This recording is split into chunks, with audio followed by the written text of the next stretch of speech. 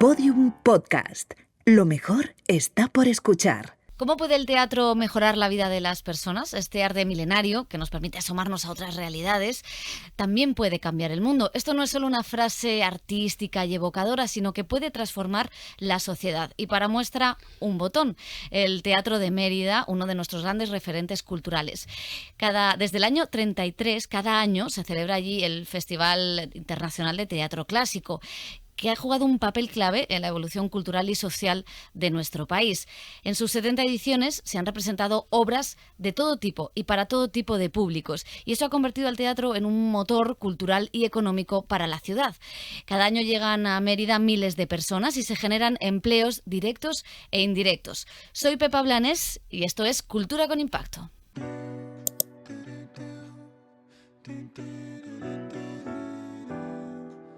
Y dijo la actriz Emma Thompson una frase que nos viene muy bien para empezar hoy: el teatro es una fuerza poderosa para cambiar el mundo. En este podcast, la verdad es que no nos cansamos de explorar las posibilidades que tiene la cultura más allá del entretenimiento. Hoy vamos a hablar de las artes escénicas, primero porque nos gusta el teatro y después para ver todas las posibilidades que nos ofrece y todas las oportunidades. Y es que cada año llegan miles de personas a Mérida atraídos por las obras de teatro del Festival Internacional de Teatro Clásico. Imaginaos lo que es eso como motor económico, como impulso económico para la ciudad. Poca cosa. Bueno, pues es que además de crear empleos en sectores como, bueno, pues la hostelería, el comercio, el transporte, también se fomenta el desarrollo de empresas culturales y la formación de profesionales. De hecho, el festival tiene en su programa talleres, cursos, programas. En estos últimos 20 años, el festival recibe el apoyo de Reale Foundation, que garantiza su realización año tras año. Hoy vamos a adentrarnos en el corazón de este festival con dos invitados maravillosos. Por un lado tenemos a Jesús Cimarro, el director del festival. ¿Qué tal? ¿Cómo estás, Jesús? ¿Qué tal? Buenos días. Encantada. Y tenemos a Rafael Álvarez, el Brujo, actor y dramaturgo. ¿Qué tal? ¿Cómo estás? Muy bien, encantado. Muchas gracias. Bueno, es un honor y un placer teneros a los dos aquí para hablar de teatro, de cultura, de sociedad. Y me gustaría empezar con una pregunta para los dos, al hilo de lo que yo comentaba, de cómo pueden las artes escénicas, pues ser un motor también de cambio social y de transformación económica. Jesús. Pues está claro que son un motor de cambio a todos los niveles. Y el ejemplo lo tenemos en Mérida, en el festival, en una ciudad de 55.000 habitantes. Cada año van alrededor en todas las actividades del festival, casi 170.000 personas. ¡Ostras! Estamos hablando de triplicar la población de una ciudad como Mérida, en un lugar que está en el suroeste de España, con unas comunicaciones que no son las mejores del mundo y con una temperatura que raya tampoco los, es la los mejor 40 del mundo grados, para verano. y que además no hay playa. Es decir, que se dan todos los condicionantes para que la gente vaya lo menos posible. Pues conseguimos que la gente vaya con un motivo principal, que es el Festival Internacional de Teatro Clásico de Mérida, que es el único que en estos momentos en España tiene la temática grecolatina, grecorromana en toda su esencia, y que es de los pocos que queda en el sur de Europa. Es una novedad que cada año conseguimos atraer a ese gran público, porque viene público de toda España y de fuera de España, y eso significa que entran recursos económicos en la región a todos los niveles: hostelería, restauración, comercio, como tú muy bien has dicho, y por una entrada de 30 euros, de media de 30 euros, se generan alrededor de 200 euros que se quedan en la región.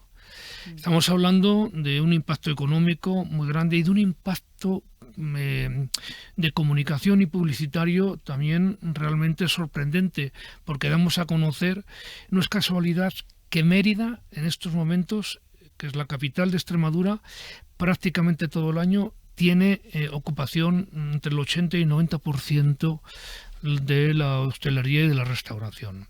Eso hemos conseguido colocar una ciudad como Mérida en el mapa. Rafael, y desde la parte artística, ¿cómo se puede generar todo ese tejido? Eso estaba yo pensando, que eso es, él ha descrito un cuerpo un vehículo, un instrumento complejo donde hay actividad económica y hay una generación de recursos de todo tipo y ese cuerpo tiene un alma. Un alma que es de la que yo voy a hablar. Él ha hablado de los tentáculos del festival y de su proyección a nivel social y a nivel económico y tal, pero esa alma del festival es un conocimiento antiguo, que es el conocimiento de la tragedia griega, esencialmente, y del teatro romano también, la comedia, sobre todo en Roma la comedia, ¿no? Aunque esté Séneca, que es un exponente importante de la tragedia, pero que es un conocimiento olvidado en su significación y en el valor de su significación, ¿no? Es conocido como anécdotas, son conocidas las historias, lo que ocurrió, pero el valor del significado de lo que ocurrió hoy en día es muy desconocido, ¿no? Y era una forma de terapia, con una serie de componentes muy importantes para hoy volver a conectar con ellos y para darles nueva vida, ¿no? Una vida completamente nueva, porque en Europa hay 3 pilares, yo siempre digo, culturalmente hablando, muy, muy decisivos, que son la tragedia griega, Shakespeare y el teatro del siglo de oro español. Estos 3 pilares que son muy potentes constituyen la civilización europea, el alma de Europa. Sin embargo, en Europa, pues los burócratas, los políticos hablan siempre del IVA, del presupuesto, del Producto Interior Bruto. Y Sófocles no. Y Sófocles habla del alma. El alma no es cuantificable, es cualitativamente perceptible, ¿no?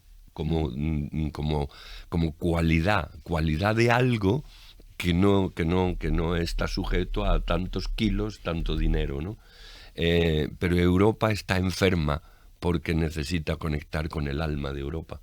Y el alma de Europa está mucho en eso que he dicho, tragedia griega, Shakespeare y teatro del siglo de oro español. Entonces, teniendo una plataforma como un festival tan potente y un gestor tan potente y un monumento tan potente, lo que tendría que haber allí es todavía más conocimiento, más conferencias, más cursos y sobre todo terapias que sirvan para ayudar a la gente de hoy a reencauzar su vida, a salir de depresiones y de vida gris y de vida tediosa y de vida opaca a través del conocimiento de la cultura terapéutica y espiritual de los clásicos. El teatro antiguos. sana. De eso hemos hablado mucho en este podcast, en otros episodios, de cómo la cultura puede curarnos, puede sanarnos, puede ayudarnos. La pandemia, ¿no? nos ha salvado. La cultura ha sido clave para que la gente no se tirara por los balcones. Y no ahí se ha visto, claramente. Ahí se ha visto que era real, que era real. Yo he explicado al principio, que es un motor económico, pero si no está la base, que es el teatro en este caso, la esencia que se produce cada noche en ese escenario, todo lo demás no existiría. Ni los hoteles, ni que no existirían de otra manera.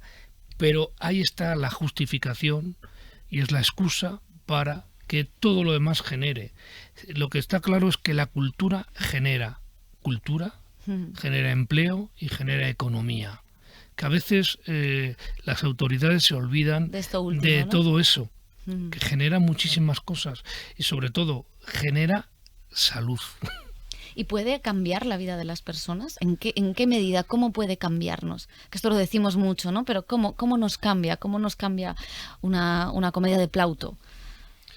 Bueno, hay varios niveles de cambio, ¿no? De momento, una comedia de Plauto te hace reír. Si eso es importante. Si está bien hecha. Entonces, de momento te produce esto que dicen los psicólogos, un reenmarcado.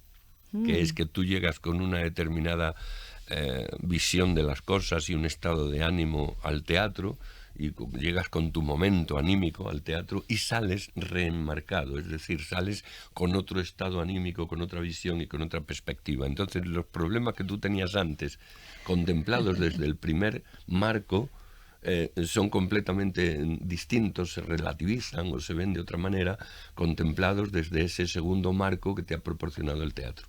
¿Y ese marco también sirve para los gestores? O sea, un gestor puede disfrutar, puede cambiar, su vida también puede cambiar en el teatro, ¿no disfruta un gestor? Pues, ¿Y un actor también? Contadnos esta experiencia. Pues sí, un gestor, yo pongo el ejemplo de que llevo 13 años dirigiendo el Festival de Mérida y ha cambiado la vida de la ciudad, ha cambiado la vida del sector de la cultura, porque el festival antes tenía muy poco público y en estos momentos el público sobre todo he tenido muy claro como director que este era un festival popular, no populachero, sino popular. Porque estamos hablando del teatro más grande de España, 3.100 localidades, y que a partir de este año van a tener 3.400. Es decir, que estamos hablando de un teatro que no es fácil producir para él, porque es el escenario también más grande que existe, y hay que llenarlo de contenido y de público, y del contenido se encargan los artistas como Rafael, que llena el teatro romano, que es de los pocos, si no el único, que es capaz de llenar él solo un escenario de esas características, porque es de los bululús que quedan en este país, y que, bueno, yo que hablo con admiración de él porque realmente hace un trabajo soberbio y que engancha, es de los pocos artistas que enganchan con el público, que en definitiva esa simbiosis de público y artista no muchas veces se da, y con el Brujo sí se da. Y además a lo largo de los años, yo te vi la primera vez cuando estaba en el instituto y ese enganche continúa en públicos que empezaron y que han seguido, o sea que no lo sé cuál es el secreto del éxito del Brujo. Yo me estaba escuchando a Jesús, que nos conocemos desde hace mucho tiempo y ha visto mi carrera con mucha perspectiva. Y ha sido un puntal en mi carrera. El otro día lo decía en Mérida ha sido un puntal también. No Mérida, el trabajo de Jesús. Mérida ya vino en la vida de Jesús después de muchos años de trabajo. En mi vida ha habido pues gente que ha sido muy importante. José Luis Alonso de Santos, que ha sido un pedagogo para mí. Me enseñó los primeros pasos. Gerardo Maya, al que recordamos desde aquí los dos. Y Jesús Cimarro. Jesús Cimarro ha sido muy importante en mi vida, en mi proyección. Con el Lazarillo hizo una labor conmigo impresionante, me puso en toda España. O sea, son personas que han estado ahí y sin las cuales tú no hubieras sido lo que eres, evidentemente. Entonces, o sea, hay que saberlo, reconocerlo y tal. Y luego después hay otras influencias que han sido las influencias artísticas y estéticas. Yo soy heredero de la tradición de Darío Fo. Darío Fo era un símbolo del teatro europeo que conecta con eso que él llama bululú, que mucha gente no conoce el significado de esa palabra, los juglares de la Edad Media. Darío Fo era el único en Europa. Era el único en Europa de esa línea, de ese linaje.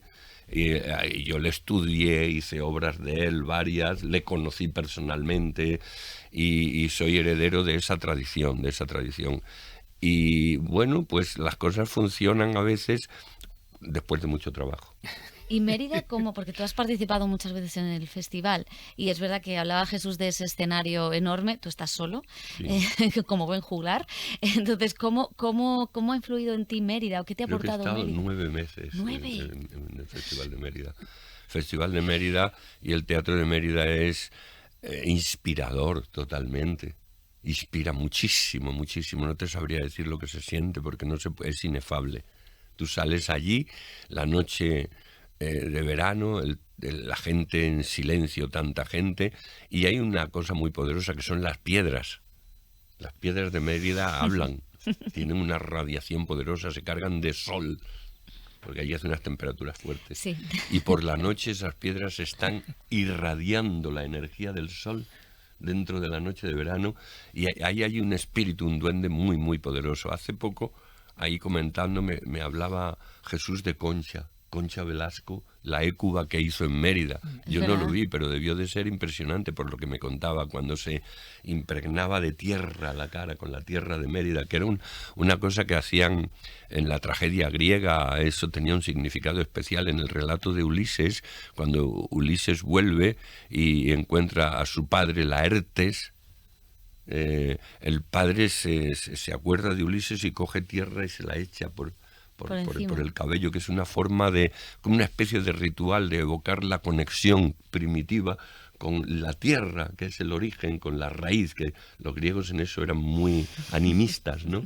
Y me contaba que ella, Écuba, que casi Concha se tragaba la tierra y tal. Concha era Écuba, era una Écuba muy poderosa, ¿no? Y todo eso lo facilita el duende del Teatro Romano de Mérida, porque tú luego después vas con esa obra ya en invierno a otros teatros, la adaptas y tal, y sí, funciona tal y cual, pero aquellos son 4 días.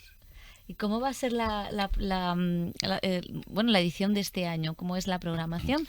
¿Tienes obra también? O sea, que contadnos. Mira, inauguramos el festival el 27 de junio con Medea, una coproducción que hacemos con el Teatro Real de Madrid.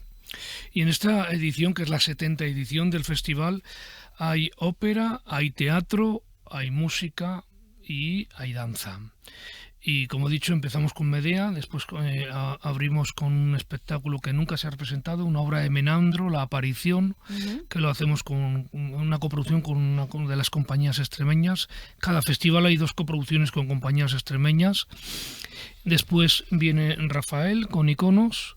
Continuamos con La Paz de Aristófanes, que es una versión que hizo Francisco Nieva, y que celebramos el centenario también de Francisco Nieva, y que protagoniza Joaquín Reyes, este texto que nunca ha estado trabajando. A mí siempre me ha gustado que haya actores y actrices veteranos que hayan estado en el Teatro Romano y actrices y actores que nunca hayan pisado el Teatro Romano. Entonces Joaquín Reyes es uno de ellos y estará la 3ª semana con La Paz de Aristófanes, y luego cerramos el mes de julio con Coriolano, una versión que interpreta Roberto Enríquez con un elenco muy grande, y luego ya nos adentramos en el mes de agosto con Medusa, que protagoniza Victoria Abril, que nunca ha trabajado en el Teatro Romano de Mérida y que hace más de 40 años que no hace teatro en España. Y hace un año me decía: Jesús, yo quiero entrar en el teatro por la puerta grande, y la puerta grande en Mérida. Así que hay que hacer algo en Mérida. Le dije: si estás dispuesta a hacer algo en Mérida, hay que hacerlo bien, si no, no lo hacemos. Y así, ayer empezamos los ensayos de Medusa y está el equipo muy contento, porque además es un elenco, son casi 29 personas con un coro, pero hay actores como Adrián Lastra o Ruth Lorenzo, que va a cantar, y Mariola Fuentes. Es decir, hay un elenco muy importante que arroparán a Victoria en esa Medusa, que estará 2 semanas. Luego, en medio de esas 2 semanas, también estará la compañía de Blanca Lee haciendo Dido y Eneas, el espectáculo de danza. Y luego ya cerramos el ciclo del Teatro Romano con Tiresias, que lo protagoniza Anabel Alonso y lo dirige Carlota Ferrer, que también debuta como directora en el Teatro Romano, y ya cerramos el ciclo con una Ifigenia que lo hacen María Galarrón y Juanjo Artero.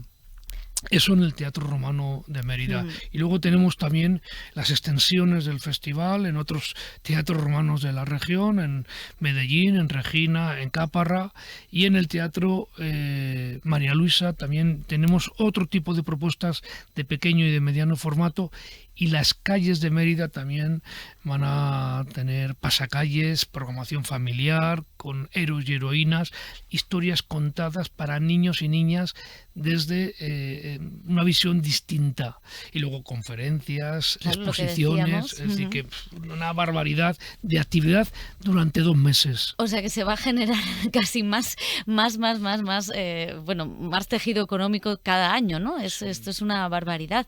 Quería preguntaros, porque estábamos estamos hablando, hemos hablado del alma, hemos hablado de los tentáculos económicos, pero también hay no solo lo que se genera en la ciudad, en esos sectores de los que hablábamos, como la hostelería, como el transporte, sino también lo que se genera dentro, lo que supone el festival como, bueno, pues creación de empleo en el lado artístico, en los artistas, en los técnicos, en, no sé, en los creadores.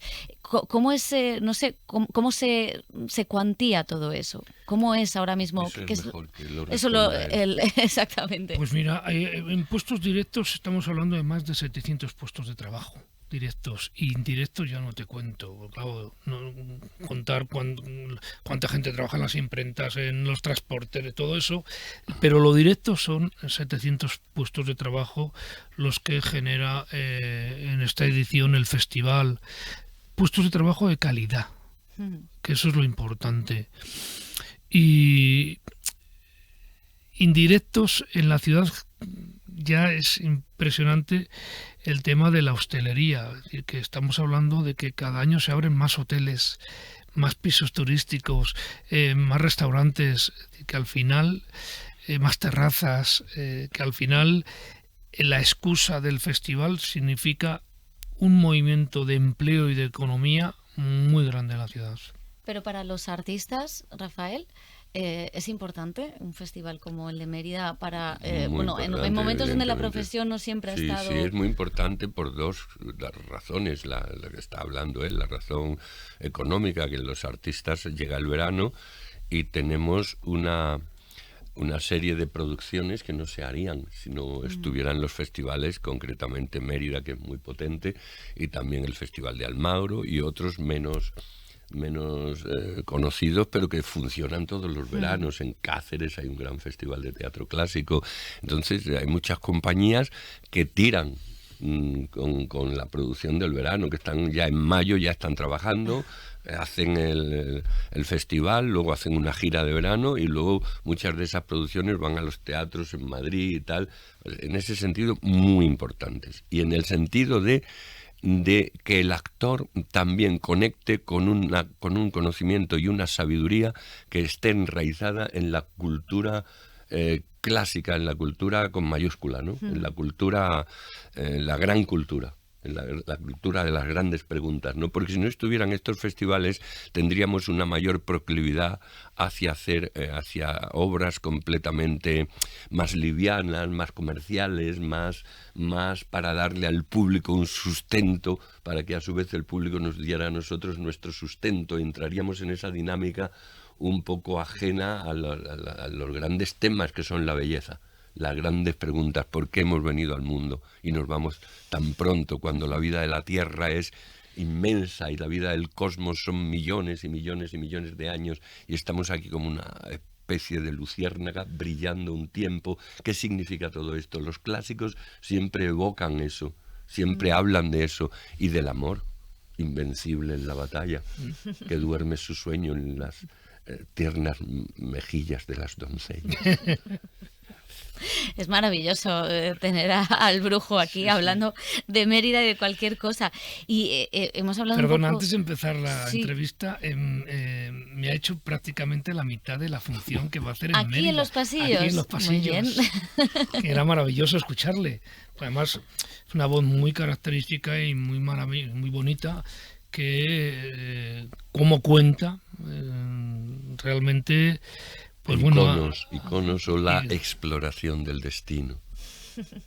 Y quería preguntaros también a los dos, porque bueno, hemos hablado de esta edición, pero un poco cómo se presenta el futuro, que desde la parte artística, desde que si van a seguir los clásicos ahí en ese futuro, pero qué desafíos presenta el festival.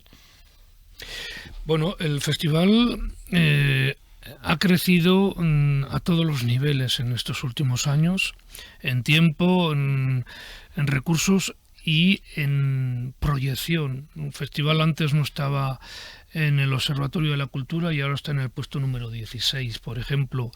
Esta semana yo me voy a Nueva York a presentar la programación del festival en el Instituto Cervantes de Nueva York y a inaugurar una exposición del Teatro Romano. Lo que queremos es proyectar el festival en el mundo, no solo trayendo espectáculos, sino llevando espectáculos y llevando la historia del festival, qué es el Festival de Mérida y qué es ese maravilloso monumento, ese marco incomparable que es el Teatro Romano de Mérida, que de alguna manera es una de las maravillas que tiene Extremadura, y que yo siempre a los extremeños les digo: tenéis una joya de la corona, hay que saber llevarla y proyectarla al mundo. Eso es muy importante. Estaba ahora mismo pensando, mientras hablaba Jesús, que el fruto de este trabajo tampoco es una cosa que se pueda ver en un año o en dos. Toda esta labor a lo largo de años, convertiría el Festival de Mérida realmente en una cosa internacionalmente muy, muy poderosa, ¿no? Como pueden serlo a nivel cinematográfico el Festival de Venecia o el Festival de Cannes, pero mucho más especial, porque en teatro no hay en Europa una cosa así. Hay festivales importantes en Edimburgo, es un festival muy potente, pero se nutren especialmente de la ópera, también de teatro y tal, pero es que Mérida tiene el monumento. Tiene el monumento que está casi, no voy a decir intacto, porque algunas columnas tienen un toque, ¿no? pero está muy, muy entero el monumento, y sería algo verdaderamente increíble. A mí me preguntan muchas veces, pero bueno, es que igual se destroza. Digo, cuidamos con los arqueólogos el monumento y se respeta el monumento para las puestas en escena de los espectáculos. Y claro, ya decía yo lo de los clásicos a futuro, porque estamos en un mundo donde las pantallas dominan, donde hay otro tipo de inmediatez. No sé si también Mérida y esta evocación por los clásicos y por el teatro también puede ser un remanso para paliar, ¿no?, esa velocidad que llevamos. Bueno, hay una cosa importante ahora que decías eso de las imágenes, la invasión de la tecnología de la imagen en el teatro. Ayer veía yo una función de teatro así en la tele, y veía a los actores y alguien con una cámara detrás. Se ha hecho muchas veces y tal, las proyecciones. Y me acuerdo de algo que dijo Albert Boadella un día que estaba yo hablando con él allí en el canal antes de un estreno. Y yo a Boadella lo admiro mucho desde hace muchísimo, porque me parece muy sabio, muy ingenioso, muy inteligente. Y dijo, es que en el teatro, si tú me proyectas la imagen de un bosque para que los bailarines bailen delante de la imagen, dice, ya no veo el bosque. Yo quiero en el teatro ver el bosque sin una foto, sin una proyección. Quiero ver el bosque de la imaginación, el bosque que tú experimentas, el bosque que tú percibes cuando un buen artista baila o habla. Entonces hay una evocación que es mucho más poderosa que la pura materialidad física de la imagen, ¿no? Ese es el territorio del arte, el que no debe de ceder el arte a la tecnología, porque no es suplantable, porque la inteligencia artificial no puede suplantar el alma. Las experiencias nunca van a morir, y ir al teatro es una experiencia. Ir al teatro a Mérida una noche de verano es una súper experiencia. Así que esa experiencia no te la da una pantalla. Y ver al brujo te la da la vida. Allí yo he ido muchas veces como espectador también, ¿no? Allí hay un momento increíble. Vayas lo que vayas a ver, que luego después hay un espectáculo, otro, uno te gustará más, el otro menos, hay danza, hay teatro, pero hay un momento en que tú llegas allí, toda la gente está, y además mucha gente, pero muy cercana por la disposición, y hay un momento en que se apagan las luces y tú ves las estrellas y se ilumina el monumento. Mira, es una cosa impresionante. Luego ya sale Antonio Canales, que lo vi una vez hace muchos años, José Luis López Vázquez, cuando vivían los grandes, ¿no? Y ya tú ves la obra, el espectáculo que sea, pero hay un momento que es casi más todavía que la obra, que es el momento en el que entra la gente en contacto con el tempo, la situación y el espacio in situ del monumento. En ese momento que dura un minuto, se apagan las luces, se ilumina el monumento y entra el artista. Es un momento completamente mágico, ¿no? La verdad que ya quiero vivirlo quiero vivirlo otra vez. Bueno, vamos a ir acabando, pero nosotros, antes de finalizar, siempre me gusta preguntaros o pediros a los invitados una recomendación de teatro. No hemos hablado de esta edición del festival, pero algo que nos recomendéis, algo de teatro para ver. Eso tú sabes. Pues mira, yo yo tengo desconectado, no voy mucho al teatro porque los fines de semana Hago teatro, claro. Hago teatro y cuando vengo el lunes, martes, miércoles, a veces voy puntualmente. Pues ¿verdad? una exposición, una película, algo. Pero yo sí puedo recomendar, en estos momentos tenemos en el Teatro Bellas Artes un espectáculo que es Las guerras de nuestros antepasados con Carmelo Gómez y Miguel Hermoso, que es un espectáculo que hay que verlo, que está hasta el 28 de julio en la cartelera, y Madrid y fuera de Madrid hay mucha programación muy variada, muy diversa y muy interesante, de todo tipo. Tenemos desde musicales a obras de texto, desde pequeño, mediano y gran formato. Yo a lo que hago siempre es animar al público a que vaya al teatro, a que disfrute del espectáculo en directo, en vivo, que al final esas experiencias no se tienen todos los días y hay que vivirlas, porque sobre todo hay que vivir y el teatro es vida. ¿Alguna recomendación que te haya pasado por la cabeza en este tiempo? Pues la verdad es que no conozco ni la programación que hay ahora en Madrid, pero la guerra o las guerras de nuestros antepasados me parecería también un espectáculo muy interesante porque Carmelo Gómez es un actor fantástico y es un gran... Casi tanto como el Brujo. Casi tanto no, igual o más. Y es un gran amigo mío. Me consta que se admiran. Porque... Sí, es muy amigo Carmelo y además es una persona muy entrañable, muy cercana. Pues muchísimas gracias por la recomendación y por habernos hablado de Mérida, de teatro, de alma, de economía, de tejido social. Gracias a los dos, Jesús, Rafael, que vaya muy bien el verano. Muchas gracias. Y nosotros nos despedimos. También damos las gracias a Reales Seguros por cuidar la cultura, su desarrollo y todo, su crecimiento. Nos vemos en el próximo episodio de Cultura con Impacto. Adiós.